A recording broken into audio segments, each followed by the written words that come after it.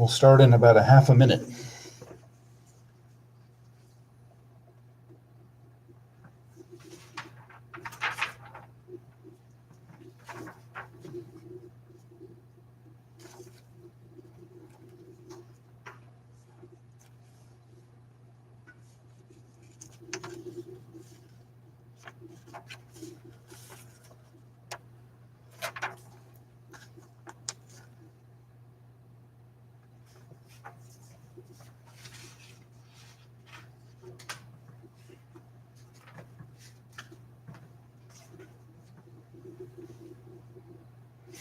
Okay, today we'll learn how to solve quadratic inequalities. And a reminder, test 4 is on Thursday, November 19th, and it will be over Chapter 9 and Chapter 11 material. On Monday, we will start covering Section 11.1, and we'll have at least 1 day, 1.5 days next week to review for the test.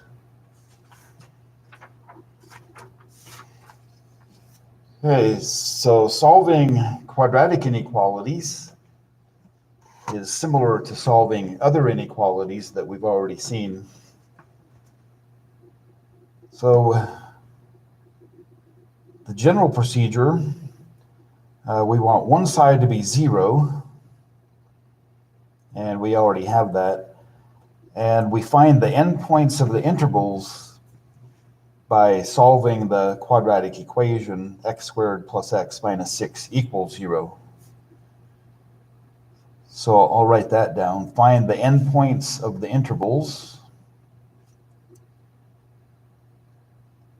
I'll write find the interval endpoints.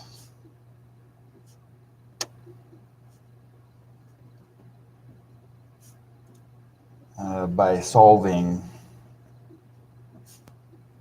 the equation x squared plus x minus 6 equals 0. And we know how to solve any quadratic equation. This one we can solve by factoring. So we note that x squared plus x minus 6 is equal to x plus 3 times x minus 2. So the endpoints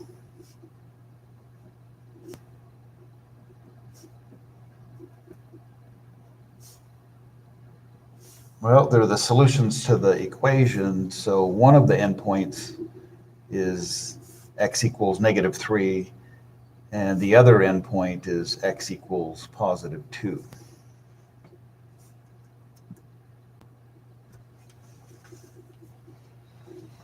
Okay, so just like we did when we solved other inequalities, we plot the endpoints on the number line. So on the number line, -3 is to the left of +2. These two numbers divide the number line into 3 intervals. And we pick a test point from each interval. So in the first interval, we can pick any number that we want that's less than -3. So I'll pick the test point x equals -4. And in the inequality, we can use this inequality, or if you want, you can write down the factors. The factors are x plus 3 and x minus 2 less than or equal to 0. So if you would rather use the factored form to test the points, you can, or just use the expanded form. So I'll go ahead and use the expanded form. When x is -4, -4 squared is 16, plus -4 is -4, and then -6. 16 minus 4 is 12, 12 minus 6 is 6, but 6 less than or equal to 0 is false. Okay, so that means none of the numbers in that first interval are solutions. In the second interval, pick any number that you want between -3 and 2. We can pick 0. And then in either of those inequalities, replace x with 0. So in the expanded form, the x squared plus x minus 6 less than or equal to 0, if you replace x with 0, we get 0 squared plus 0 minus 6, which is -6. The inequality is less than or equal to 0. And that inequality is true. So all of the numbers between -3 and 2 are solutions. And then in the third interval, pick a test point that's greater than 2. I'll pick x equals 3. This time, just to illustrate using the factored form, in each of those two factors, replace each x with 3. So in one factor, we get 3 plus 3 is 6. In the other factor, 3 minus 2 is 1. 6 times 1 is 6. But the inequality is less than or equal to 0. And that is false. So none of the numbers greater than 2 are solutions. And then we have to decide if we're going to include or exclude the endpoints. Well, since we have less than or equal to 0, each of the endpoints makes the left-hand side equal to 0. So we're going to include both endpoints. But just to, if there's any question about that, we can test the endpoints.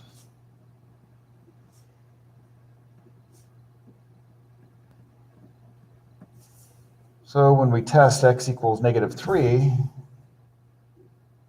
use either the expanded form or the factored form.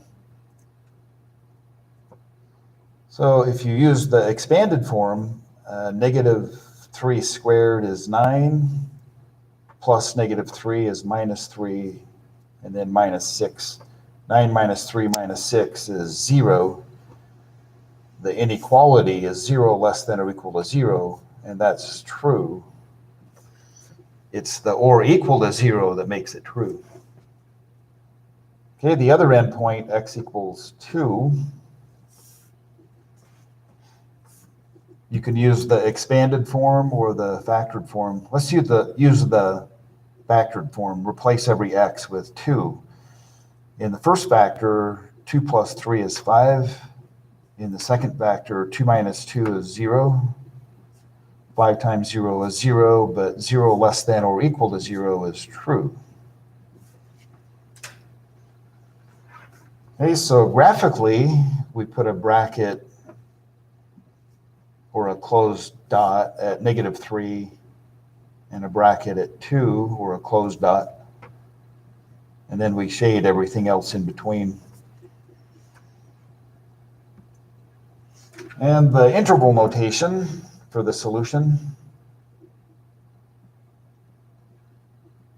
So the interval notation,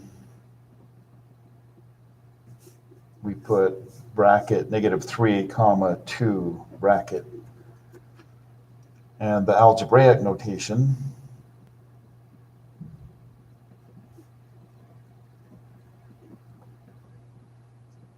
the variable is x, so the algebraic notation, -3 is less than or equal to x. And at the same time, x is less than or equal to +2.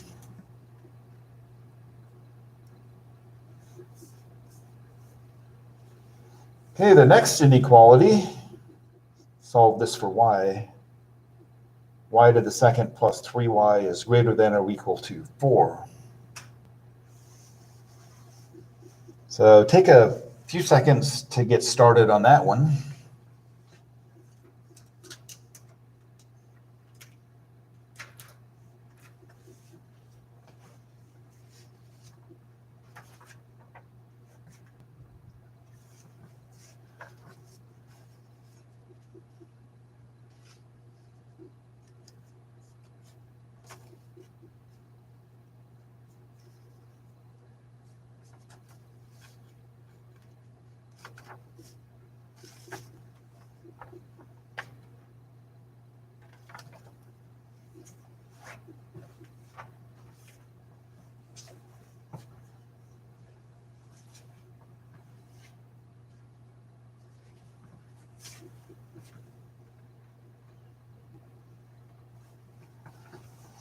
Okay, when solving quadratic inequalities, we want one side to be 0.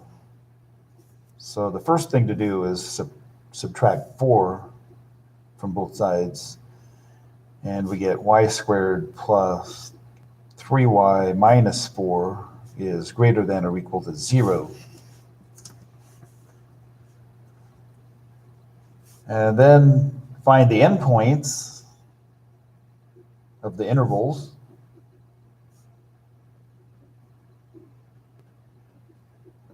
So to find the endpoints, we solve y to the second plus 3y minus 4 equals 0. Once again, we can solve by factoring. One factor is y plus 4. The other factor is y minus 1. And so the endpoints are y equals negative 4 and y equals positive 1.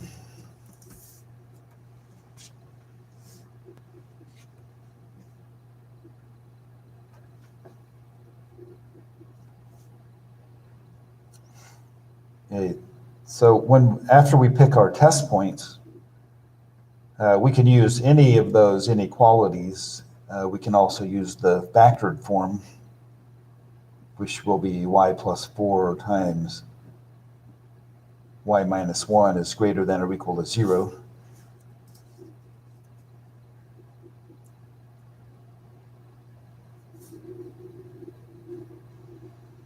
Okay, so if it helps, we can draw the number line and plot the endpoints, negative 4 and 1.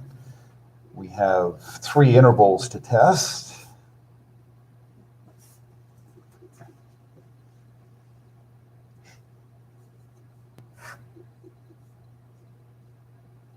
So what we're doing here is we're testing the intervals. Test the intervals.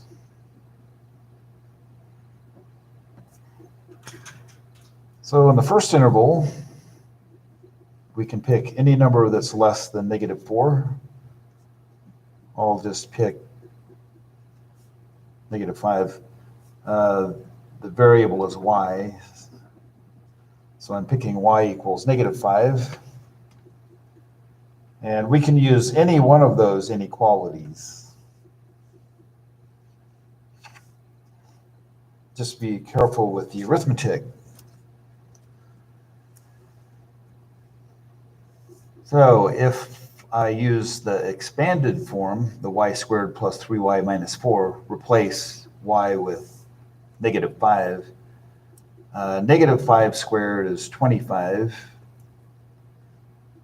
plus 3 times negative 5 is minus 15, and then minus 4. So 25 minus 15 is 10. 10 minus 4 is 6. The inequality greater than or equal to 0 is true. So all of the numbers from negative infinity to negative 4 are solutions. The second interval, the middle interval, pick a number between negative 4 and 1. So 0 is usually a nice number to work with. Replace y with 0. So if you use this one, y squared plus 3y minus 4 is greater than or equal to 0. When y is 0, negative 4 is greater than or equal to 0. That's false. But just to illustrate, you can use any one of those inequalities. If you want to use the original one, you can. Replace y with 0, we get 0 greater than or equal to 4, which is also false. So any one of those is going to work. I'll just use the factored form. Replace each y with 0. So 0 plus 4 is 4. 0 minus 1 is negative 1. 4 times negative 1 is negative 4. But this inequality is greater than or equal to 0, and this is false. So none of the numbers between -4 and 1 are solutions. And then in the third interval, pick any number that you want greater than 1. So I'll just pick 2. I'll use the factored form again. Replace each y with 2. 2 plus 4 is 6. We multiply that by 2 minus 1, which is 1. 6 times 1 is 6. The inequality is greater than or equal to 0. And that's true. So all of the numbers from 1 to infinity are solutions. This is a quadratic inequality and the inequality is greater than or equal. So we can automatically include the endpoints. But if you're ever in doubt, you can always test the endpoints. So include the endpoints in the solution set.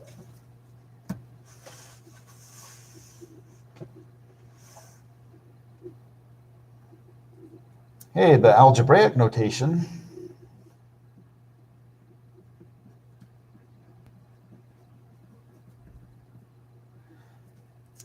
Well, to be correct, we need to use the same variable that's in the inequality. So let me graph the solution set first. We put a bracket at -4 and color in the number line to the left of -4. Then we put a bracket at 1 and color in the number line to the right. So this can help us with the notation. If y is in this part, if y is in this leftmost interval, then y is less than or equal to -4. And then we say, or y is greater than or equal to +1. So a conceptual question. Type in an answer. Why do we use the word or between y less than or equal to -4 and y greater than or equal to 1? How come the word or is used?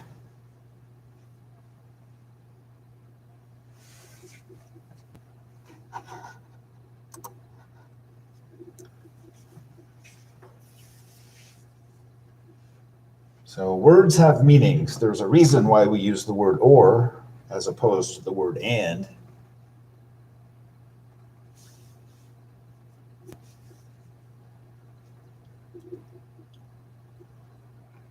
So one short sentence is all it takes.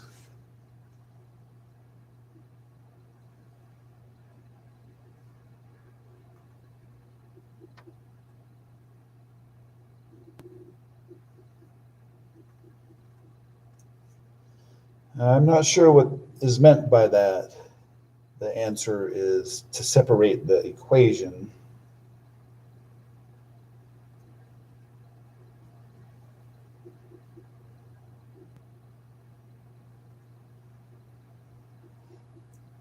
Does someone else have another answer?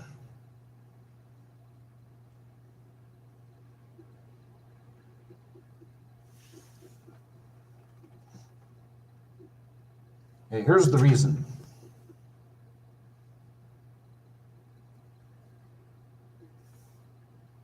Yeah, that second answer is a little closer. Because it can be either. Okay. So I'll just make this statement. If y is a solution to the inequality,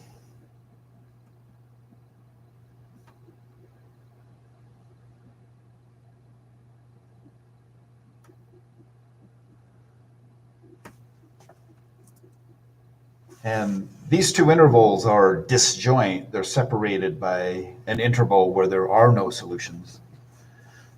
Then y cannot be in both of those intervals at the same time. So y cannot be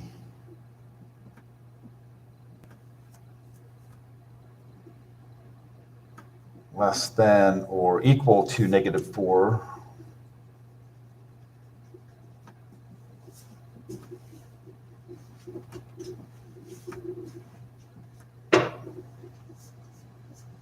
And greater than or equal to 1 at the same time.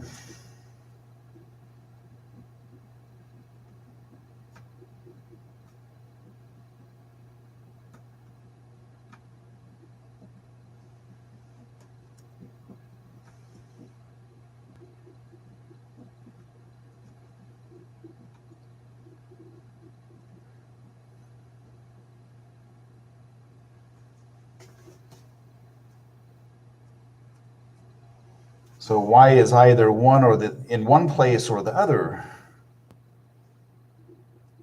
Maybe it's so easy that it just sounds confusing. I don't know. Y can only be in one place at one time. So either y is less than or equal to -4, or y is greater than or equal to 1, simply because it cannot be in both places at once. So we say or.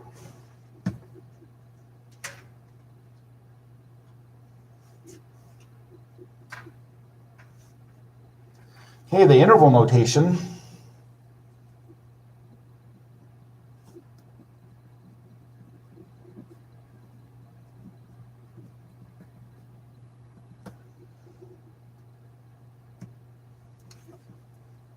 For me, looking at the graph helps me with the interval notation. This part of the number line up here on the left is from -infinity to -4 with a bracket next to -4. And then the union symbol, and then the other part of the solution is bracket 1, comma, infinity.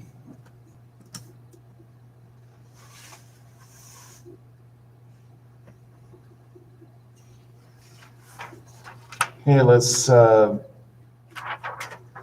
at the next problem. Y to the second minus 2y plus 7 is greater than 0.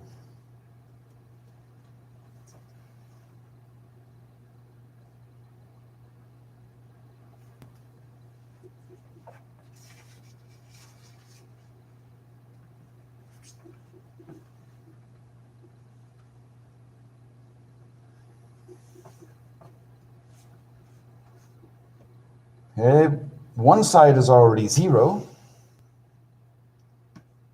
So now we find the endpoints of the intervals.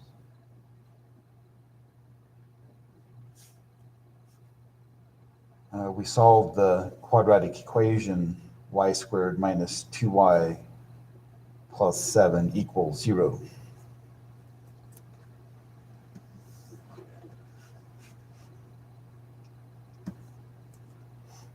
Well, this doesn't factor with integer coefficients. Every quadratic expression can be factored. This one just cannot be factored with integer coefficients. So we have to find the endpoints by using the quadratic formula. So for this one, A is 1, B is -2, and C is 7. So we get y equals the negative of -2 plus and minus the square root of the number -2 squared minus 4 times 1 times 7,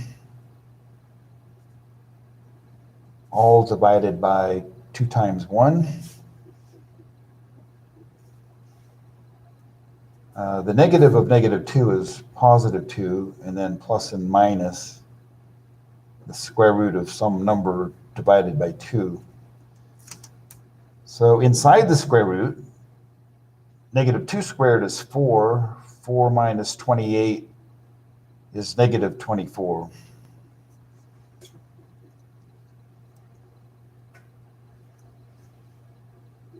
So we've done enough to know about the endpoints. So we tried to find the endpoints and we came up with this. What does this tell us? It's not a real number. Yeah, the square root of a negative number is not a real number. The endpoints have to be on the real number line.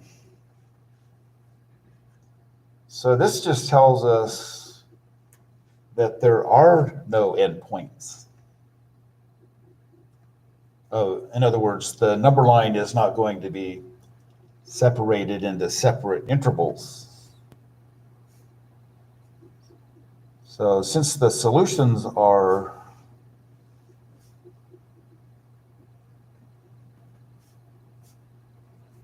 non-real numbers,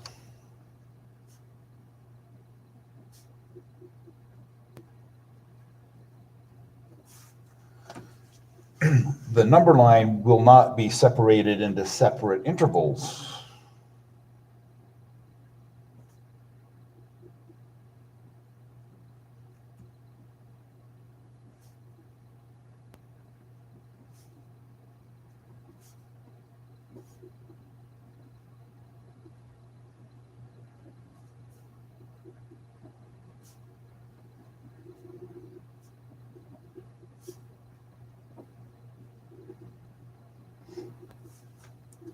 So there's only one interval to test.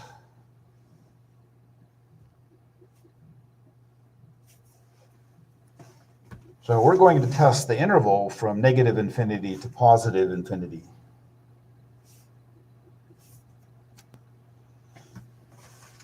So we can pick any number that we want between negative infinity and positive infinity and replace y with the test point. If the resulting inequality is true, that means all real numbers are solutions. But if the resulting inequality is false, then there are no solutions. Okay, so we have infinitely many numbers to choose from to use as our test point. So what number do you want to use?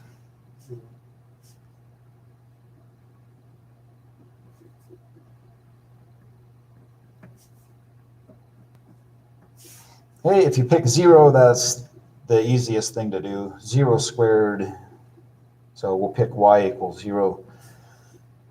0 squared minus 2 times 0 plus 7 is 7. The inequality is greater than 0, which is true. Okay, that's the only interval to test. So the interval notation for the solution is every number from negative infinity to positive infinity. Every number is a solution.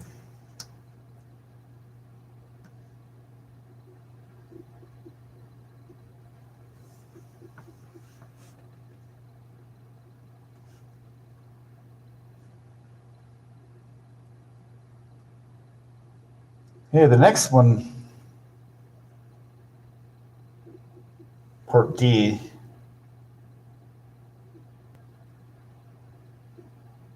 2x squared minus 7x minus 6 is less than 2.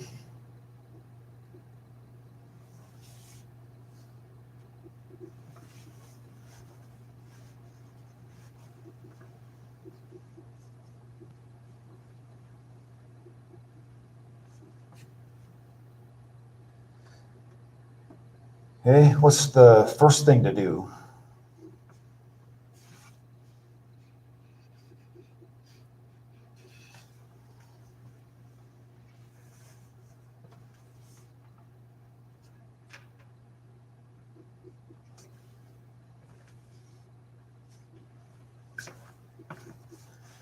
We want one side to be 0, so we'll have to subtract 2 from both sides. And we'll get 2x squared minus 7x minus 8 is less than 0. To find the endpoints,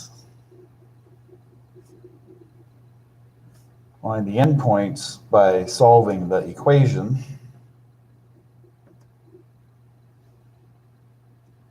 2x squared minus 7x minus 8 is equal to 0.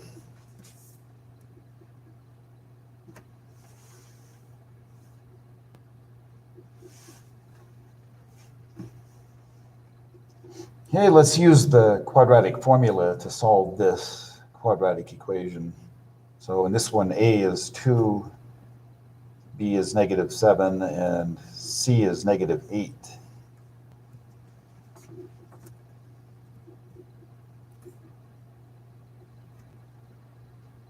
Okay, so x equals the negative of negative 7 plus and minus the square root of the number negative 7 squared minus 4 times 2 times negative 8, all divided by 2 times 2. So the negative of negative 7 is 7, plus and minus the square root of some number. We'll divide it all by 4. So inside the square root, we have negative 7 squared is 49, and we're subtracting negative 64, which means we're going to add 64.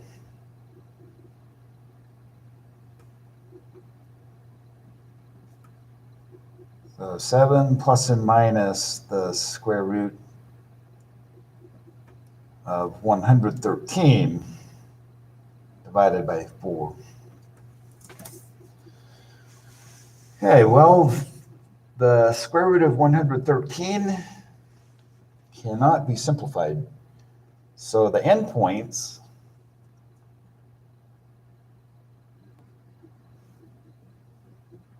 one of the endpoints is x equals 7 minus the square root of 113 divided by 4. The other endpoint is 7 plus the square root of 113 divided by 4. Okay, we plot those numbers on the number line. 7 minus the square root of 113 divided by 4, and 7 plus the square root of 113 divided by 4.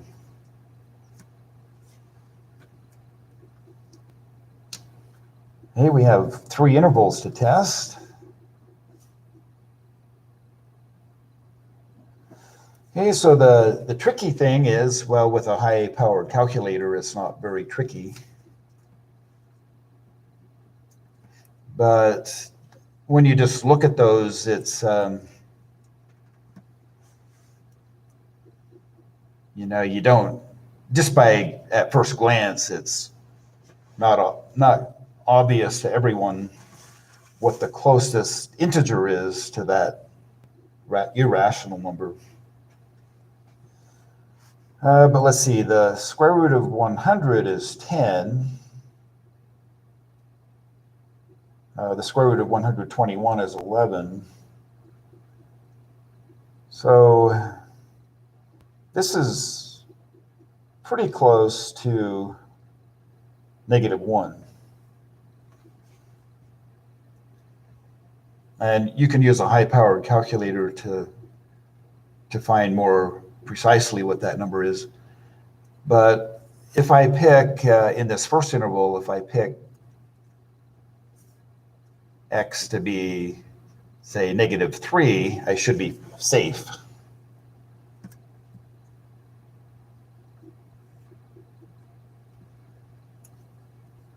So if we use -3 as a test point,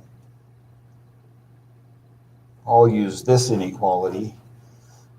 2 times -3 squared is 2 times 9, or 18. And minus 7 times -3 is plus 21, and then minus 8. And I get 39 minus 8 is 31, but the inequality is less than 0. And that's false. So none of the numbers in that first interval are solutions. Hey, this number, 7 minus the square root of 113 over 4, is negative. The other number is positive. So 0 is in the middle interval. So I'll pick x to be 0 to be the test point. And replace every x with 0, we get -8 less than 0, which is true. So all of the numbers between 7 minus the square root of 113 over 4 and 7 plus the square root of 113 over 4 are solutions. And then pick a number greater than 7 plus the square root of 111 over 4. So this number, 7 plus the square root of 113 over 4, is going to be less than 18 over 4. So it's less than 4.5. So if I pick x to be 6, I should be safe. So replace every x with 6. 2 times 6 to the second, 2 times 36 is 72. And then minus 7 times 6 is minus 42, and then minus 8. And so I get 30 minus 8 is 22, but the inequality is less than 0, which is false. So none of the numbers in the third interval are solutions. And we're going to exclude the endpoints because the inequality is just less than 0. So the endpoints are excluded. So graphically, we put a parenthesis at the endpoints, or equivalently, you might see an open circle instead of a parenthesis. Okay, the algebraic notation. Algebraic notation, 7 minus the square root of 113 over 4 is less than x, which is less than 7 plus the square root of 113 over 4. This is the algebraic notation.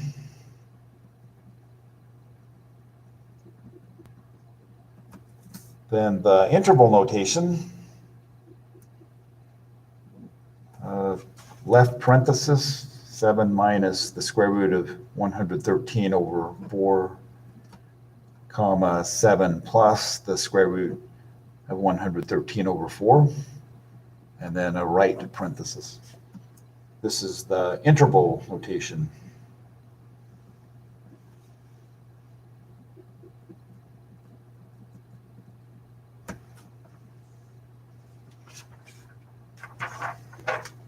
Okay, let's try a couple more.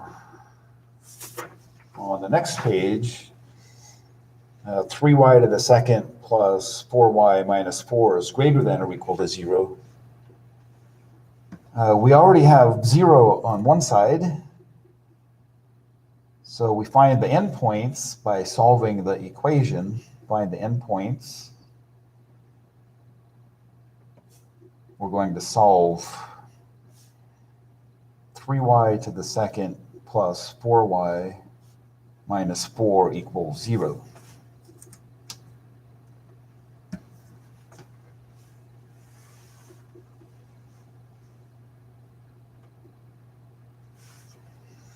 So we can factor this using the AC method.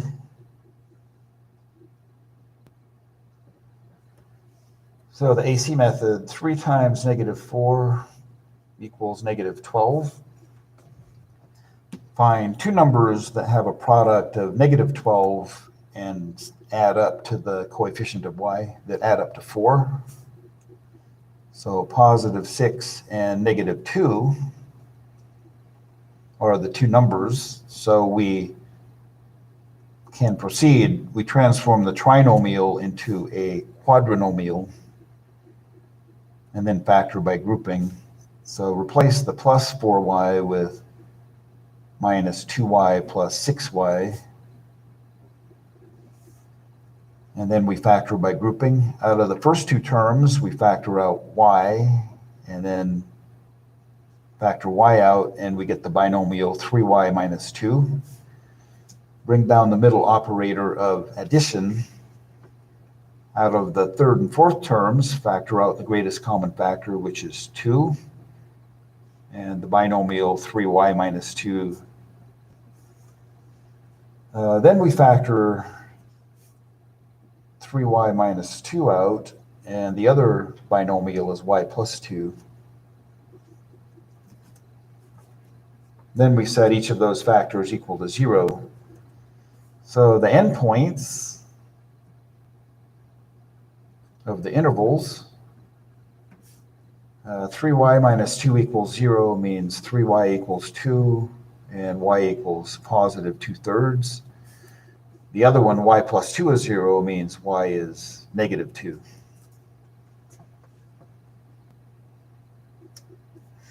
Okay, that wasn't too bad. So we plot those numbers on the number line. -2 is to the left of positive 2/3. So we have 3 intervals to test.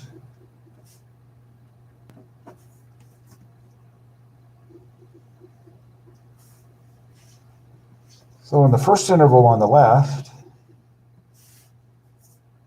we can pick y to be -3. So in the inequality, replace y with -3. -3 squared is +9. 3 times 9 is 27. Plus 4 times -3 is -12, and then -4. 27 minus 12 is 15. 15 minus 4 is 11. The inequality is greater than or equal to 0. So this is true. So yes, all of the numbers from -infinity to -2 are solutions. In the second interval, pick a number between -2 and positive 2/3. So I'll pick y to be 0. And then in the inequality, replace y with 0. We get -4 greater than or equal to 0, which is false. So none of the numbers between -2 and 2/3 are solutions. In the third interval, pick a number greater than 2/3. So I'll pick 1. And when we replace every y with 1, we get 3 times 1 squared is 3, plus 4 times 1 is 4, minus 4 is 3. The inequality is greater than or equal to 0, and that is true. Since the inequality is greater than or equal for a quadratic inequality, that means we always include the endpoints. So we put a bracket at -2, shade to the left, put a bracket at positive 2/3, and shade to the right.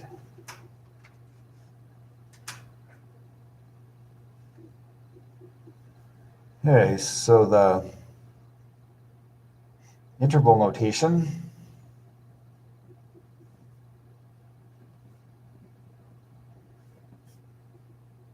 Negative infinity, parenthesis -infinity, comma, -2, bracket, union, bracket, 2/3, comma, infinity.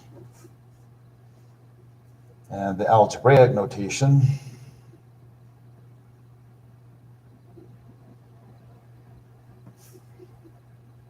So we have to use the word or again. Y is less than or equal to -2, or Y is greater than or equal to 2/3. Okay, in the last example, x plus 4 times x minus 2 is greater than or equal to 7. There might be a sort of sophisticated way to use this inequality as written, but what we'll do is we'll multiply the two binomials and combine like terms, and then after that we'll subtract 7 from both sides so that one side is 0, and then we'll find the endpoints by solving a quadratic equation. So first, multiply x plus 4 times x minus 2. So we get x squared minus 2x plus 4x minus 8 is greater than or equal to 7. Then x squared plus 2x minus 8 is greater than or equal to 7. Then we'll make one side 0. So x squared plus 2x minus 15 is greater than or equal to 0. And then to find the endpoints,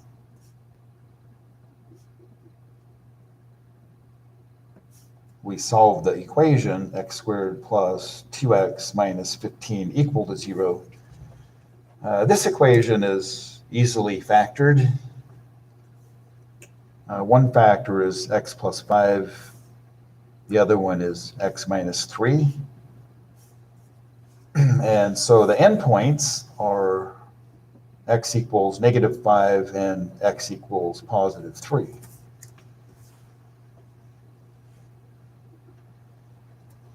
Okay, so if we plot the numbers -5 and 3, and we can focus on this inequality. If you would rather, you can factor the left-hand side. The two factors are x plus 5 and x minus 3, greater than or equal to 0. Okay, but pick a test point from each interval. In the interval on the left, we can pick x to be -6.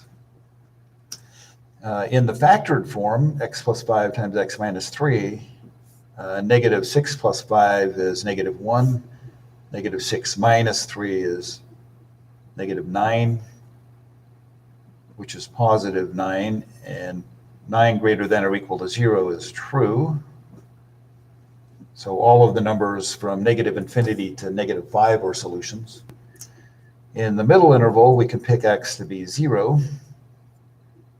And then in this inequality, replace every x with 0. We get -15 is greater than or equal to 0, and that's false. And then in the third interval, pick any number you want, like 4 is greater than 3. So in the factored form, replace x with 4. 4 plus 5 is 9. 4 minus 3 is 1, and that is true. Greater than or equal to 0 is true. We're going to include the endpoints. So this is yes. Include the endpoints. So we put a bracket at -5 and shade to the left, put a bracket at 3 and shade to the right. And then the algebraic notation, x is less than or equal to -5, or x is greater than or equal to 3. And the interval notation, -infinity, -5 bracket union, bracket 3 comma infinity. Okay, we're out of time for today. So on Monday, we will start section 11.1.